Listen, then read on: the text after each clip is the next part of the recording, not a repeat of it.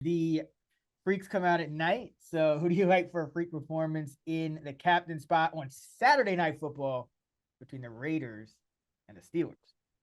So I'm going with Josh Jacobs here because this, it should be a low scoring game. The weather will be freezing here. I guess it'll be like 10 degrees. The wind won't be too bad, 10 to 15 miles per hour. Probably not enough to impact the passing game, but coupled with the, extreme cold, this is going to be a pretty brutal weather game. So both teams will probably opt for a run heavy game plan. Both these teams are pretty run heavy anyway. And the Raiders, they just have so many mouths to feed now in the passing attack with both Hunter Renfrow and Darren Waller back. So I just like going with Josh Jacobs here. We can bank on him getting 20 to 25 rush attempts and maybe a couple receptions. So I think he has the clearest path to a ceiling game on this slate. Yeah, Jacobs, top 5 running back each and every week.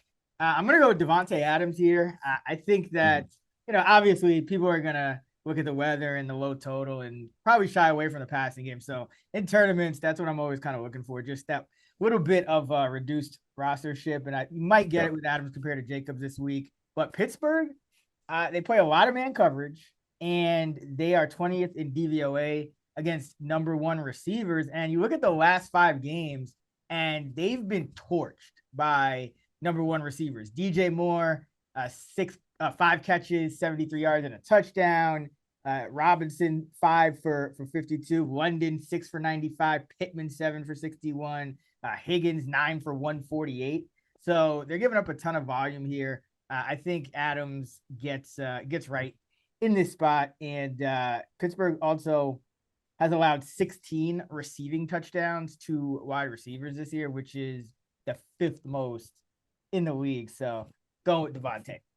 Yeah, he only has 7 catches in the past 2 games, so this is certainly a squeaky wheel situation for him, I bet. Yeah, it's kind of how it's been going with the Raiders. It's kind of tough to predict them week to week, but things tend to even out with them over the 3-4 game stretches. Who do you like for DFS cheat codes, dart throws, and the like? Yeah, so for the dart throws, I am going to attack the passing attack for both teams here. And on the Steelers side, got to go with Steven Sims. We still need to see what happens with Deontay Johnson. He's dealing with turf toe. But either way, Steven Sims he's sneaky here. He's been operating as their clear number 3 wide receiver, ran a route on 65% of dropbacks last week. Only saw 2 targets, 1 catch for 10 yards, but that was with Mitch Trubisky under center. And, with Kenny Pickett under center this year, he's been seeing a target on 17% of his routes run. So I look for him to bounce back here. He also typically gets, 1 to 3 rush attempts as well. So he has a pretty high floor ceiling combo for a 1-game slate. And then on the Raiders side, it's pretty dicey, but I'm going with Hunter Renfrow. It's kind of crazy that he's a dart throw, but he had a quiet return, only 1 catch for 14 yards last week. He's had a quiet season. So, he saw a route. He ran a 59% routes run rate last week. Wouldn't be surprised if that shoots up in the 70-80% of range this week. He has a pretty good matchup in the slot. Arthur Millette has allowed a 72% catch rate. So, Renfrow, he's probably going to be overlooked. So I can't imagine his rostership will be that high on the 1-game slate. So I don't mind taking a swing on him here. Yeah, it's, there, like you said, there's not many options, although it's interesting. I think we were talking about Keelan Cole and how he never does anything. At the game. And of course he goes off for that touchdown. Well, technically it wasn't a touchdown, but right, but it counted as a touchdown. So. Exactly. But yeah, for the Raiders, I still think Mac Hollins has some value here. The Pittsburgh Steelers, as I mentioned, they play man coverage at the 6th highest rate, and Hollins is second on the team after Adams with 194 yards versus man coverage. Obviously, Renfrow and Waller were hurt, but Mac Hollins tends to do better against man coverage. That is almost doubly as against man coverage. So, I expect him to continue to kind of be on that wide receiver 4 fringe and real fantasy and come through here. And then for the Steelers, I like Steven Sims as well, but I'll throw out Jaylen Warren as another guy because you mentioned that we could see some weather here. Warren's, it's kind of like the Rachaad White situation in Tampa Bay. He's not really overtaking Najee or anything like that, but he gets a little closer in terms of the snaps out of the backfield and in the pass game and things like that. And if we get a super run heavy game script, which the Steelers have been running more as of late, we could see maybe 30, 35 design runs, and you could get Warren with 12 to 15 touches. So on a one game slate like this against a Raiders defense that has given up 700 yards and 6 touchdowns to running backs over the past 5 weeks, I like my chances with Jaylen Warren. Nice. Yeah, I was going to ask, can we even consider Matt Collins a dart throw at this point?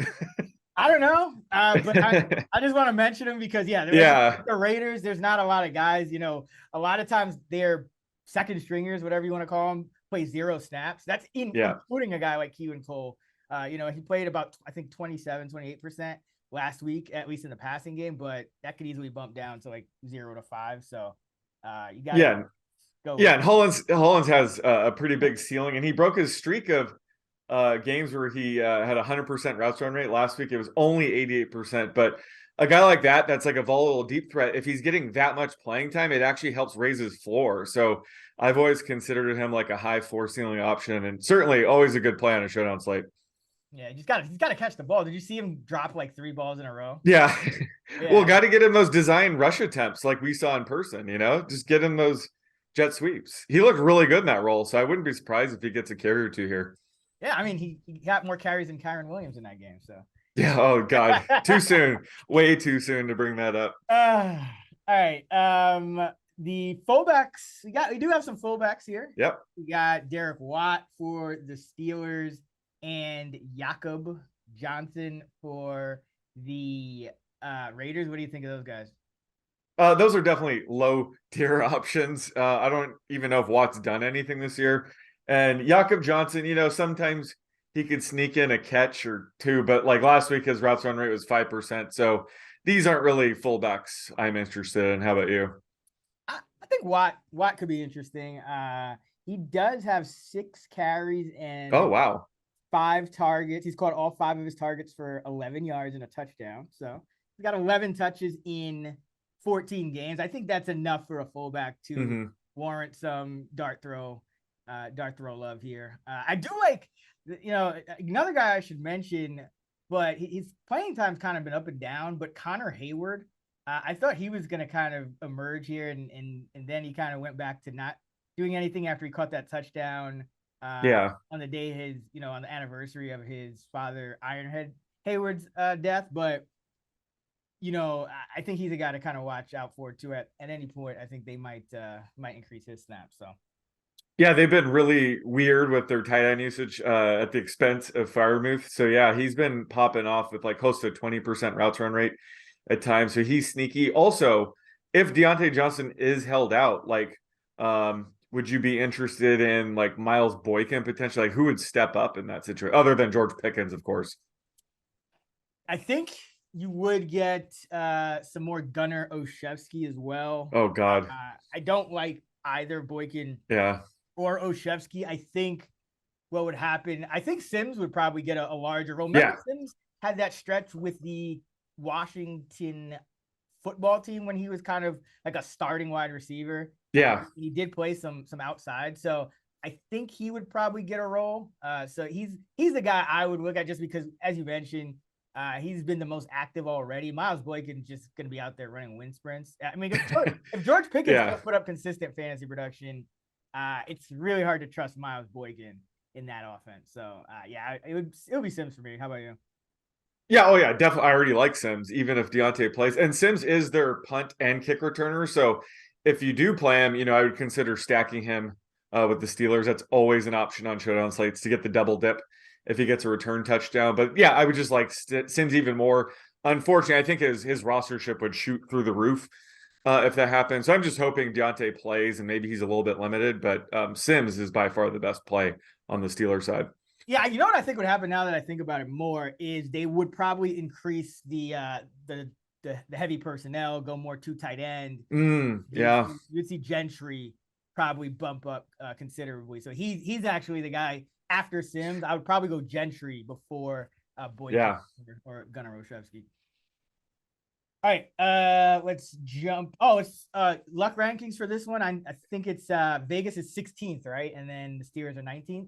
Yep. Yeah. So it's, a differential of 3. Nothing really to take away from it. Do you have any lean here? Nah, this one, it's the spread is hovering between 2.5 and 3. The total was pretty low. It's more of a prop game for me if I touch it at Yeah. all. It's Tomlin as a favorite. Just nothing I really like in this slate, in this kind of game. It's pretty straightforward to me. Plus, we want to wait for the injury report. Like I said, we got to see what's up with Deontay. Even Najee Harris was hell out of practice. He's dealing with a hip injury, it looks like. So, like, if he can't suit up and Deontay can't suit up, that's going to change my projected line for this game. Yeah, I mean, Deontay, Najee, and who is it?